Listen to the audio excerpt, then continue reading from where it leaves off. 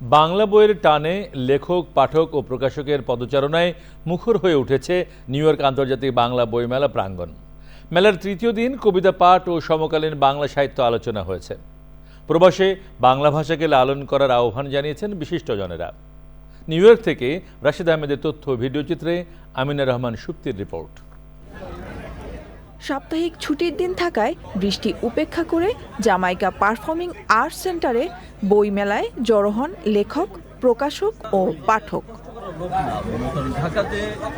মেলা ঘিরে ছিল নানা আয়োজন। যুদ্ধ নয় ভালোবাসা শীর্ষক আবৃত্তি ও বাংলা সাহিত্যের সমসাময়িক বিষয় নিয়ে আলোচনা করেন সাহিত্যপ্রেমীরা। আমি শুধু সামরিক আদেশ অমান্য করে যেন হয়ে গেছি কোমল বিদ্রোহী।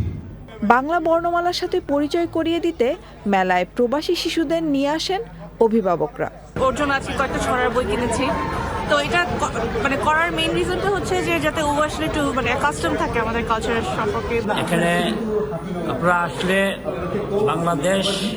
বাংলাদেশের ইতিহাস, বাংলাদেশের জন্ম, মুক্তিযুদ্ধ, ভাষা সহ ইতিহাস জানতে পারবেন।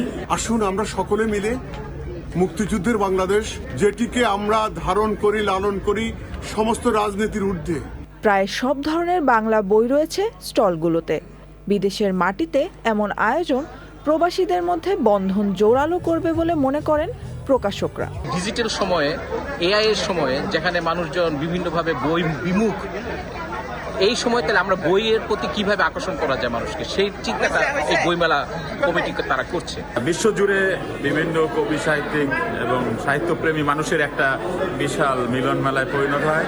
মেলার সার্বিক ব্যবস্থাপনা নিয়ে সন্তোষ প্রকাশ করেছে আয়োজক কমিটি। অভিবাসী বাংলাদেশিরা যে একটা অত্যন্ত সফল এবং ইতিবাচক এবং গঠনমূলক কর্মতৎপরতা নিয়ে এগিয়ে যাচ্ছে, সেটা আমার মনে হয় সবার জন্য একটা উৎসাহজনক বার্তা। আগামীতে আরও আরম্ভপূর্ণভাবে মেলা আয়োজনের আশা করছে আয়োজক মুক্তধারা ফাউন্ডেশন। স্বপ্ন টানে দিলাম বাড়ি, অচির পথে আপন ছাড়ি। Amina Rahman Supti, channel I.